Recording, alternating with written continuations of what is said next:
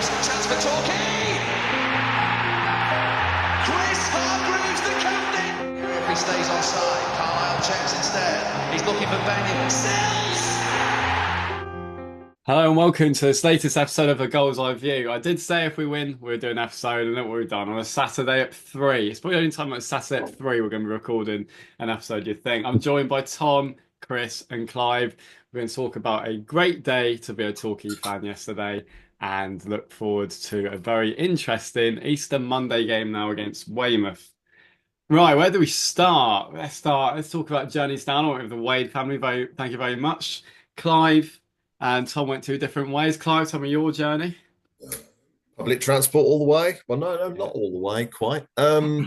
Great Western from Newton Abbot, the most crowded train you've ever seen. A lot of people making their way to the West Country for the weekend, so it was very full even before lots of Torquay fans got on. But we stood down to Plymouth and then had the bright idea of changing on to an old-fashioned HST for the rest of the journey down to Penzance. That was beautiful, I must say. All the normal faces on there, the Four Musketeers, Keith, and many others. You know who you are. It was lovely fun. Straight into the railway inn at Penzance, which... Truro, Clive. Truro. Railway inn at Truro. You probably wouldn't want to go there on your summer holidays, but it's very close to the station. So we had a quick pint, taxi out to the ground, got in just in time to get wet, really, didn't we? There was a little lull in the weather at lunchtime, but it set in pretty much for the afternoon. All four of us were sort of lucky enough, early enough to get up on the terracing, weren't we? So we had a half decent view, I'd say. Slip and slide as well, yeah. I feel sorry for like everybody else who was just on the flat at the bottom, and I see that included quite a lot of Truro fans on the other side as well. We were talking before, weren't we? Really, it's difficult. You know, it's easy to take the mickey out of the ground and be critical. I mean, what they actually laid on in terms of an experience for away fans was probably as good as it could have been. You know, the toilets worked. The bar was there. You could get something to eat as well. Car parking, very good. A huge amount of car parking. Yeah, like Weymouth, yeah. And in fairness, there was a shuttle bus back afterwards, which we managed to get on after. But I'm getting ahead of ourselves a little bit here, aren't we? So that was my journey down anyway. Yeah, so it was an interesting experience. Yeah, it was an interesting experience, interesting day. Tom, anything to add to that? Well, I went down on the with the travel club. Very kindly was picked up by Mark and had breakfast in Paignton with a few other members of the travel club before getting on at Paignton. Soon discovered unfortunate news that my grandma had died as I was heading down, and I dedicate this episode to her. And you know, that win was for her as well. But we'll come on to the game in a bit. But an emotional day for me, really. But no, as far as things go, you know, got down in good time, got my spot nice and early, chucked it down for most of it before kickoff. Thankfully, it eased a little bit as the game went on. And I think we were quite lucky in that respect. Could have been a lot more sodden than we were. But yeah, no, it was great. Full coach for the travel club again. And I know they've got 2 sold out coaches going to Hemel for the last game.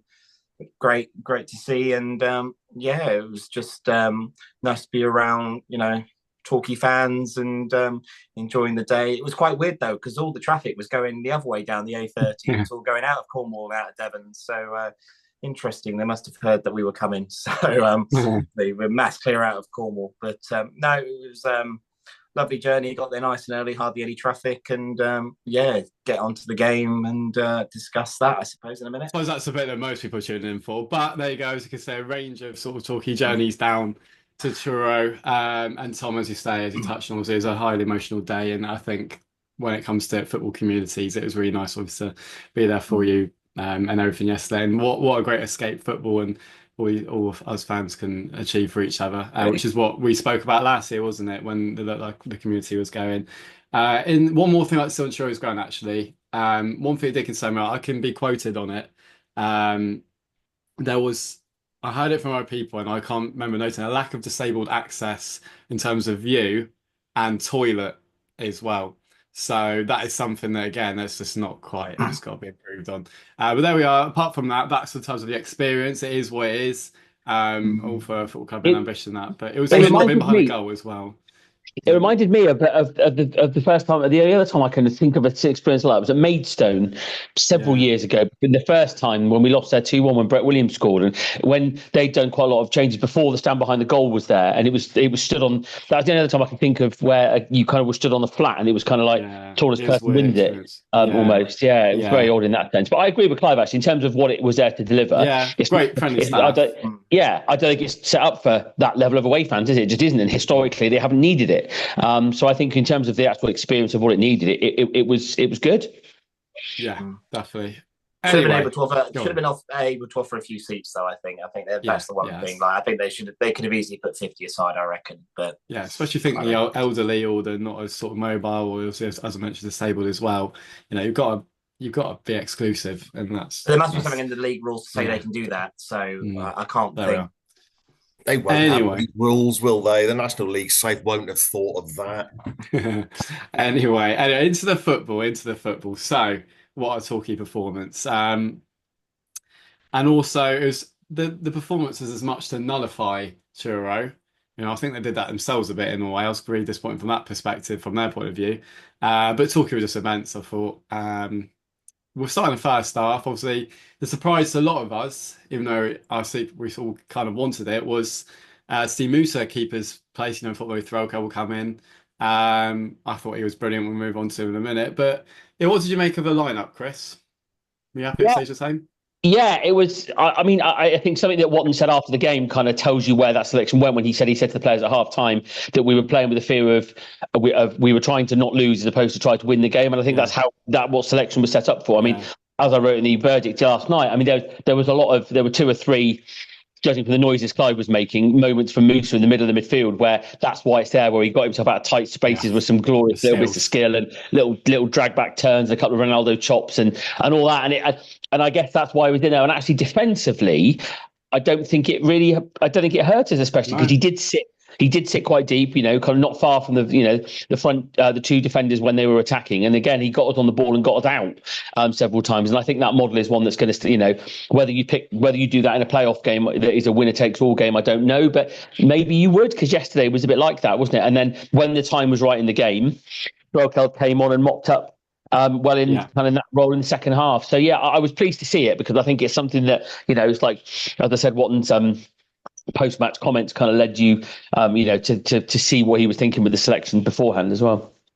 Yeah, I agree. I thought it was fantastic. Talk a bit more about Musa and all that stuff, Clive. How crucial was he in the first half? Well, I didn't realise that my moans of ecstasy were actually overheard. So first of all, I'd like to apologise to anybody who was affected by that. But my goodness.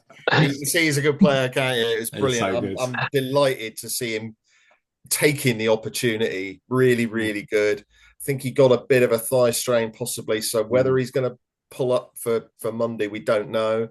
But yeah, he can pick a pass, better than anybody else that we've got, frankly, can't he? So that was great. I think, honestly, we know the game was won by one moment of magic, but actually it was all based on that back 4, wasn't it? And Dyer and Freya, absolutely immense again. Dyer probably, he was your man of the match, Chris, I think, wasn't he? I don't think many would disagree. No, I agree. Tom, how good also, like the full-backs. And in that first one, we also had a few chances going forward, didn't we? And Matt J was lively and could have, a couple half chances, didn't he, Tom? Absolutely, yeah. You look back on the game, first half it was cagey, it was tight, but we had the better of the chances that came. I was expecting Truro to go full guns at the start, but actually, I think we contained them really, really well. We were looking down the channels, weren't we, trying to put a few balls in, but we were a little bit hesitant to get balls into the box in that first half. Couldn't get Cook in the game enough, could we? Stood. But at the end of the day, again, you're going to a ground where you're playing the league leaders, and it's small moments, and we've said it this season how good our defensive record has been against the top 7, and even if we don't get automatic promotion, there's not many teams in the rest of the playoffs that are going to want to play us, especially if they've got to come to play more. But then again, it's that argument: are we equipped to deal? Are we better away from home with our style of play? I'm saying that now, isn't it? I know. It's tough to say, but again, there's just 2 games to go. But it's just another win on the board, is how I look at it. It's still advantage Worthing, it's still advantage Truro. We've got the goal difference down to I think 3 now. But all you can ask for is, the lads, everyone put in a heck of a shift and kept Tyler Harvey quiet again. I mean, Dreyer and Dyer, had him in both their back pockets, because he did hardly anything. Should have been booked, or maybe sent off. Probably booked in the first 10-15 minutes. That challenge down it was nasty. It was nasty. Kind of set the tone for the referee there, and then it was too early for the ref to book him. I think it's one of them. If he'd done that after half an hour, no question. But it's just the way referees do it, and But in terms of the referee as well, I thought apart from that, he had a pretty decent game, to be fair. But he tried to let it flow. I think he understood it was quite a big game. So, fair play to the lads. At the end of the first half performance, I was really positive. A few people were moaning and groaning at half time, thinking we were a little bit slow in places. And I was just calm. I was like, this got all the hallmarks of like Dorking away. I've seen it. We'll get the goal and we'll be singing and dancing on our way home. And that's exactly what happened in the second half. Talk about conversations at half time. Did I not, Chris, turn to you and went, Jay wins us this game? Yeah. It's wins or lose us this game. I'd like to say no, because that would prove you were right. But actually, just to finish on the first half, the 2 chances he had in the first half, the one, the first one, nicked off him, good effort. Second one, as it happened, I said to my dad, that's a real chance. He was kind of, I don't know. Yeah. When you watch it back and you can see from Jay's reaction, actually, I say all he's got to do, but all he's got to do is actually just lift it over the keeper, hasn't he? And it's kind of come off of kind of the toe end of his foot and kind of lob too far wide. That with a couple of really good chances, but he did get in those areas. I mean, Paul said, hasn't he, a couple of times that he's kind of playing out of position, but he's really dangerous, as we'll come on to, but just kind of cutting in off that left. And again, he wasn't always involved that much in general play, but as we saw in the second half, that little bit of quality, and it wins you the game. I also want to say, actually, James Hammond, solid. He always plays really, really well, especially against Truro.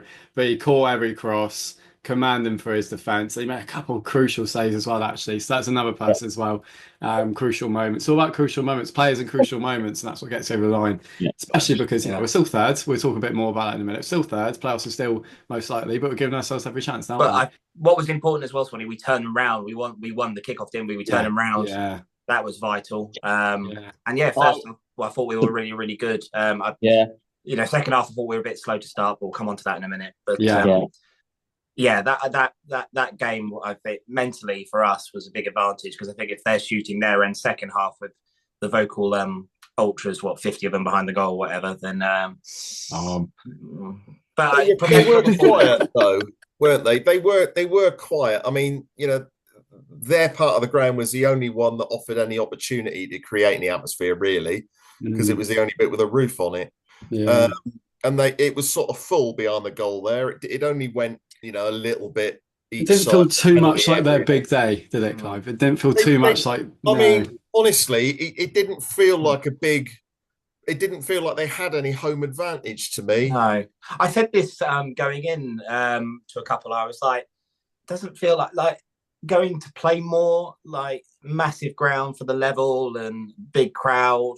Going there with, I don't want to sound disrespectful here, but it almost felt like going to Buckland in a way. Do you know what I mean? It was like, and that's no disrespect to Buckland or anything, because I think Buckland have got fantastic facilities for the level they're at. I know it's only partially built Truro, and I think it's more the fact that they are now playing back in Truro. Yeah, of course, I understand that. And being in Cornwall, I understand that, but it wasn't. I didn't get the feeling. It's like, if we're right mentally here, then I think we were going to be absolutely fine. From an outsider's point of view, I kind of feel like what Truro need to do is really get that Cornish and Truro culture. So when we turn up at that stadium, we go, oh, we're in Truro. I didn't feel that at all from my point of view. It just kind of felt I was going to a football match. I thought, haven't we got their identity on that stadium yet? Which I'm sure that does not get built after a year. That gets built after decades, in fairness. But I just felt like it wasn't quite. I was really expecting to be like, oh, we're in their place here, but it just was like, oh, it's all right, isn't it? It's interesting. There'll have been a lot of them that, if you look at their attendances this season, a lot of people will have been there for the first time, realistically, won't they? Yeah. It's just a bit more of a day out and a festival than Galatasaray away. Let's be honest. Yeah, I think as well whether it's hard to know the answer to the question. A, because we had no roof, but B, because of course you're in it. It felt like the Torquay supporters were pretty loud. And I know we were amongst it, weren't we? So of course it's going to feel loud around you. But if you were the other side of the ground, I bet that was still pretty loud, considering as we said, all of the kind of the weather and the lack of roof and all that as well. But I mean, I thought it was a fascinating location, really, because if you looked all around you, it was like they were building a new universe. Yeah, it's a line call. It was. I mean, I think I'd like to go there again in 5 years as a neutral, and just to kind of see what it's become, because I don't think it's ready. I don't think it's if they get into the National League, you suspect they would go. They'd have to make some some amendments to it. But there's definitely the kind of the potential, kind of the route for a really good stadium there. But of course, it's just. As with a lot of stuff, the geography, the location, the demand, how much can they make of it given the demand for it?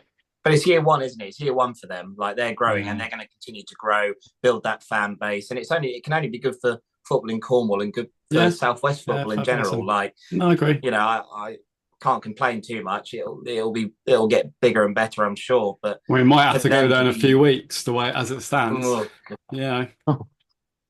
So interesting. But no, cheers. I think it's the second half, interesting one. It's always interesting from an outsider point of view, to see other clubs go from that side. For the second half, they did start brighter. Actually, I wouldn't say I was sat there really worried, but they came out for a bit, because at half time I've heard a few people quietly say, well, they're playing a bit for a draw, Truro, but they really kind of went out for a little bit first 5-10 minutes. We stood really strong, didn't we?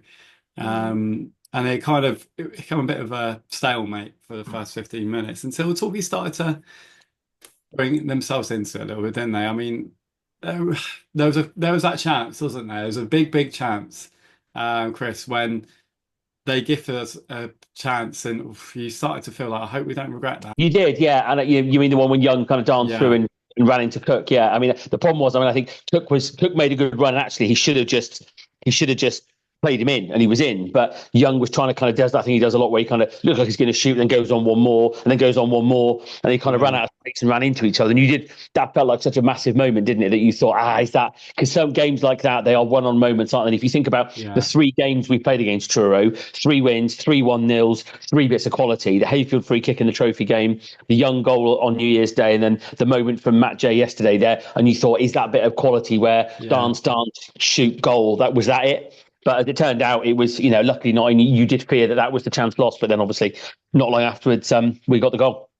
The goal comes from a player who, obviously, Matche scores it. But there's a nice bit of playing. Hassani was quite a Hassani game where I always think there's that bit more consistency and he can really progress football. He's so capable. He can really, sometimes Hassani feels like he's doing something really good and then he's getting there and then he'll just misplace a pass. But, at this time, it's a nice bit of interchange. And Matt J, we've been talking on air for players to shoot more. I know it's so shoot kind of thing. I know it's so easy when you don't play the game, but just test these sort of keepers. Truro just didn't close him down, and you just felt, the whole of the way in that urging to shoot, and just that's what Matt J is. He uses magic in those moments. I mean, the finish, we talked about long shots maybe, and we've, Lavacum a little bit when he played for us. There's no chance for him there. Absolutely no chance. What a strike. And what a moment, Tom, wasn't it? As captured brilliantly by yourself on video. Yeah, that's why Don pays me the big bucks, you see, getting all those moments. No, and he's done really well, Jay, because he's also kind of worked that as well to begin the chance. That's why he's in the team. That's why Watkins brought him in. He's got that quality.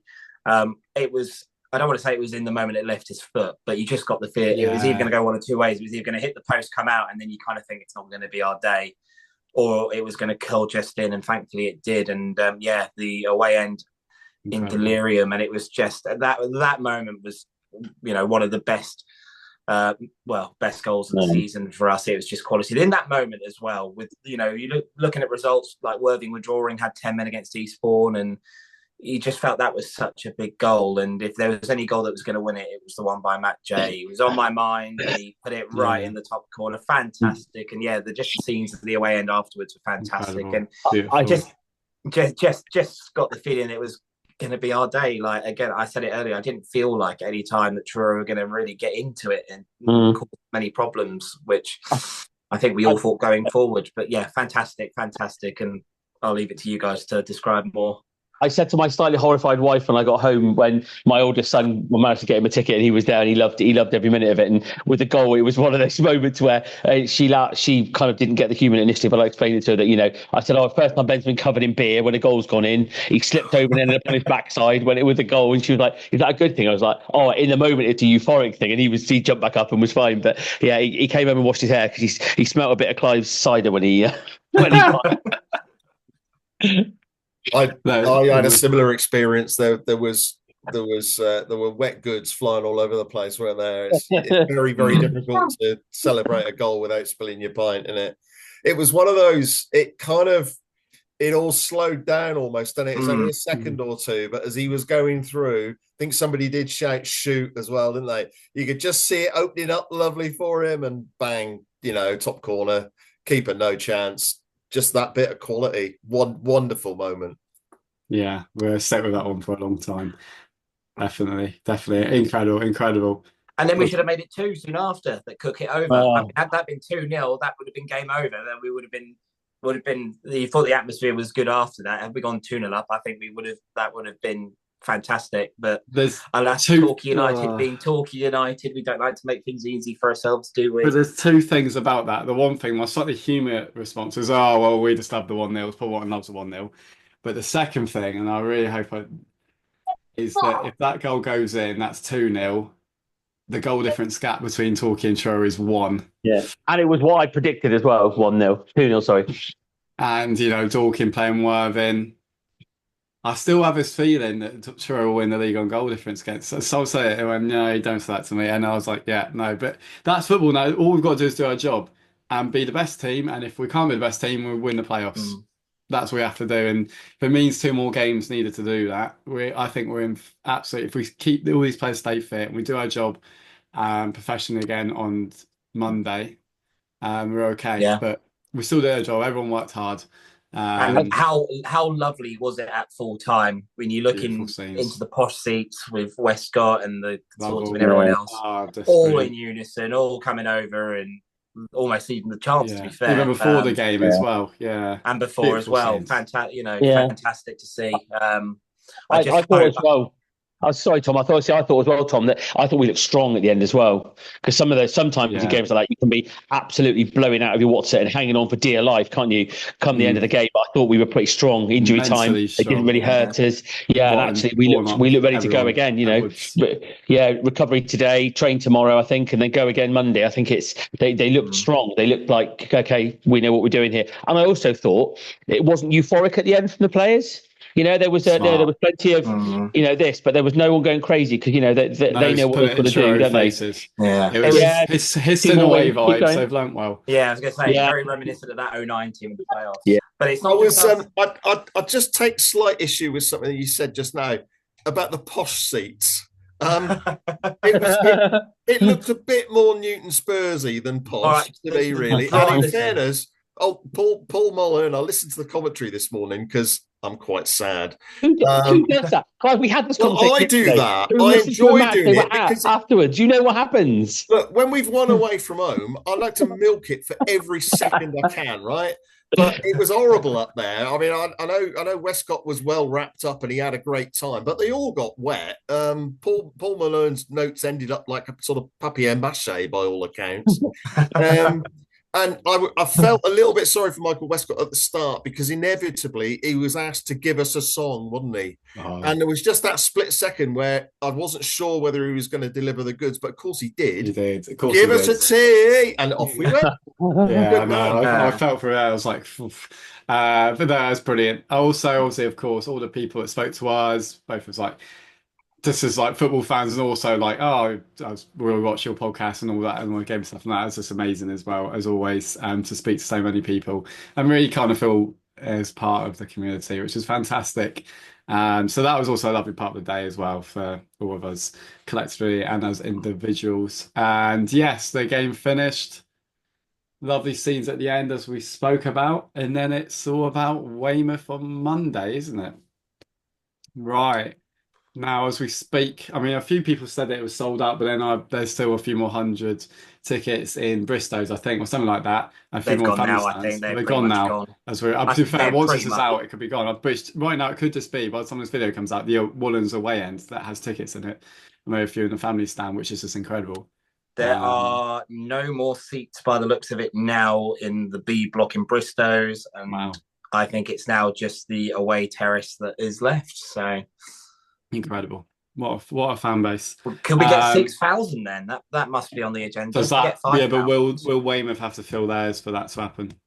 I don't know. If they only get a couple of hundred seats in that block, anything over 5,000 would be amazing, wouldn't it? Biggest crowd of the season, 100%. Yeah, we could do it. We could do it indeed. And let's just hope whoever's always in there make it, even especially if we start struggling in the game, really get behind.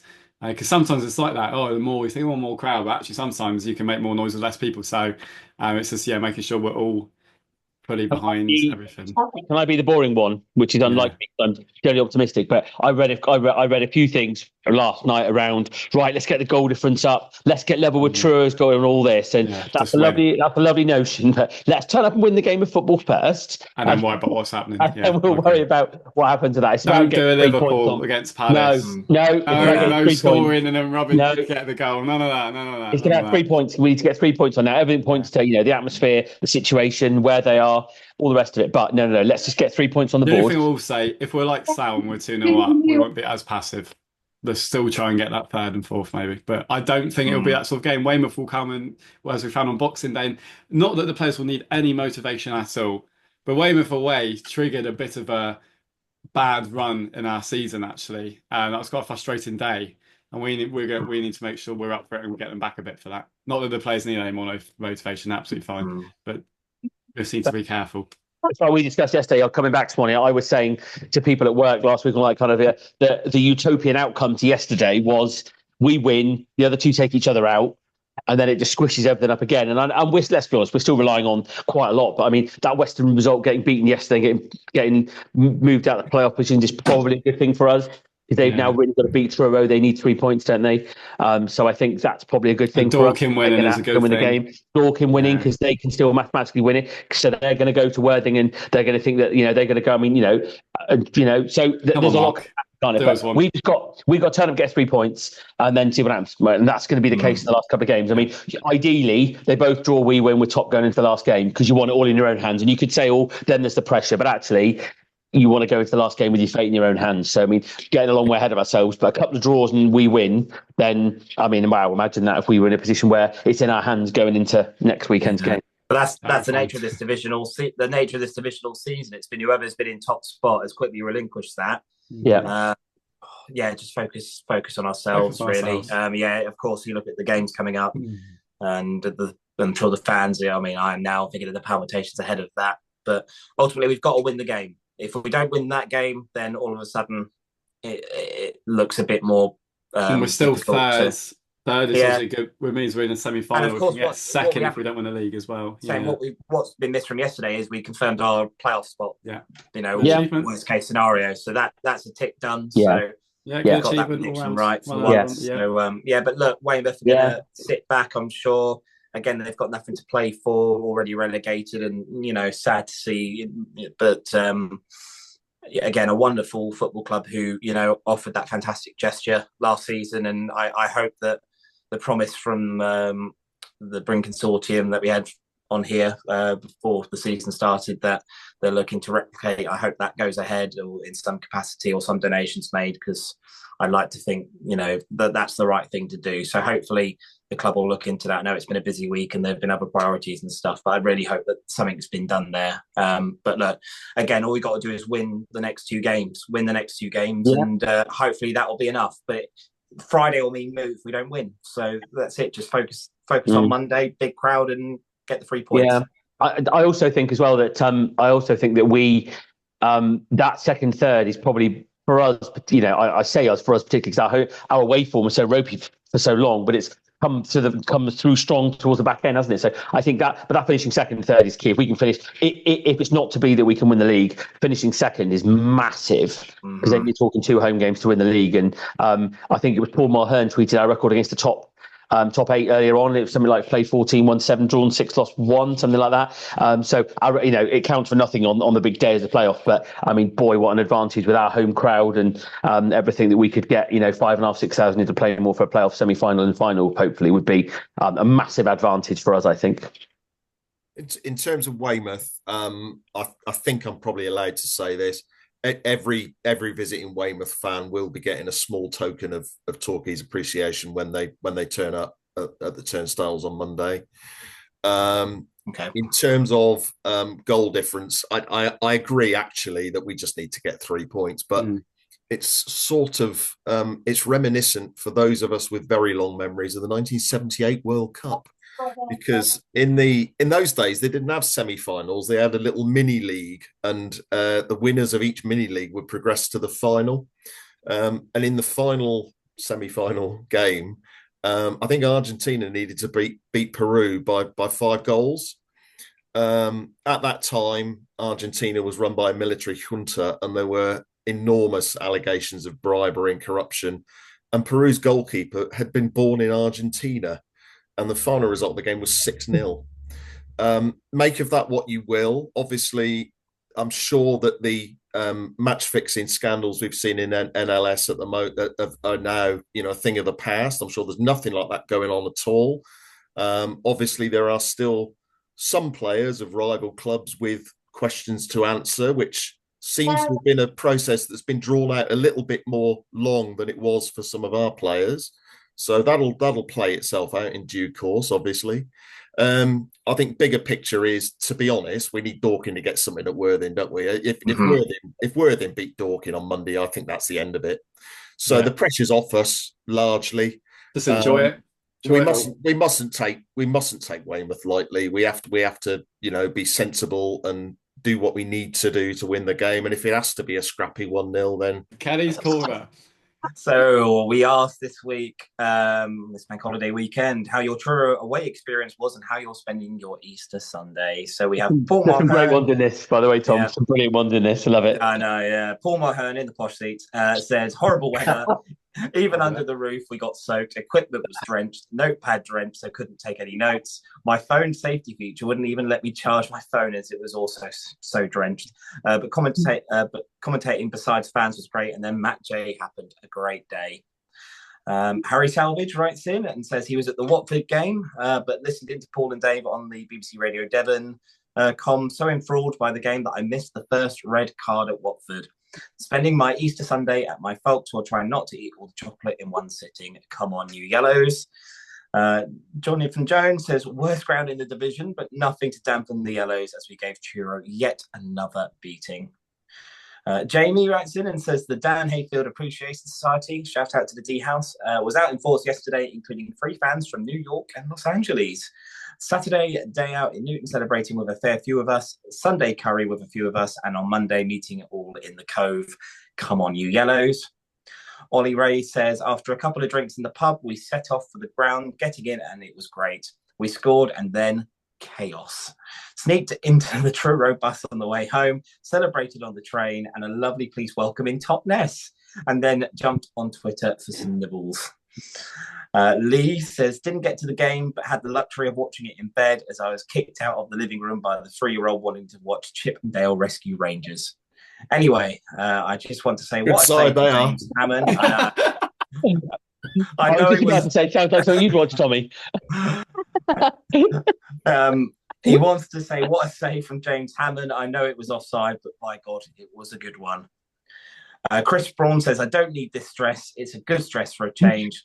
Yellow Army. Rachel, sorry I didn't speak to you yesterday, Rachel. She says, note to Westy and the Brain crew, their bar served cause. Hint, hint. Settled into our perch on the prefab away stand. Waved at Brian Chow. Yeah, mascot. Yeah, their mascot. Embraced by a few of the Talkie Talk gang, shook hands with fans I should know but couldn't place names. Nerves jangled. Matt J produced a worldie. Beer, then rained down. Ben Frost writes in and says, I had 2 tickets, but my wife's waters broke early in Mallorca, so I had to give the tickets to friends and listened from the neonatal ward in Palmer. Silently fist bumped at full time. Baby boy has 100% win rate. I'm sure that will decrease in time, but hopefully not this season. Congratulations, Ben, and to your wife. Fantastic. Wonderful news. Yeah. The Torquay blog says, sorry. I believe the little fella is going to be christened Sebastian. So welcome to the world, Sebastian. It probably isn't always as good as this. Yeah, I thought you said Matt then. I love the response from Paul Mohan saying, "Congratulations, Ben, to you and your wife, but is this really an acceptable reason for you to miss the game?" The Torquay blog writes in and says, "Got soaked. I'm short, so couldn't see a bloody thing. Thanks must go to those who were around me who helped with the commentary. Absolutely loved it. Matt J. Gold on repeat. Watched all weekend, if allowed to do so." That's your corner, folks. So thank you very much for writing in this bank holiday weekend, and up the Yellow Army for Monday. Hemel tickets all sold out as well, I see. Maybe scope for more, because I know they only get 500-600. So I guess keep checking, but focus on Monday first. Nice one. Right, into our predictions. 2-0 Torquay. 3-0. Chris, nice one. Tom? I'm going to go for a very ambitious 4-1. Cool. Thank you for watching this episode of the Gull'S Eye View. The power of editing struck there. We did not get it all the wrong way round. But there we go. Thank you for watching Gull'S Eye View this week. Yeah, on a Saturday. Cool. Feels weird. Don't like it. It's also weird, Bonnie. Can I also say it's also weird? I was thinking last night, 5 o'clock next Friday, the cards will have fallen. And you spend so long thinking about it, don't you? We'll know the answer by this time next Friday. Not quite this time next week. It'll be half time this time next week. But yeah, we'll know the answer come 5 o'clock next week, which is amazing to think how long a football season goes on. Yeah, it's mad. It's mad. There we are. Thank you for watching. Enjoy Monday. And enjoy by being disciplined. And we'll see you next week. Here's Hargreaves, chance for Torquay. Chris Hargreaves, the captain. If he stays offside, Carlisle checks instead. He's looking for Benyon. Sells.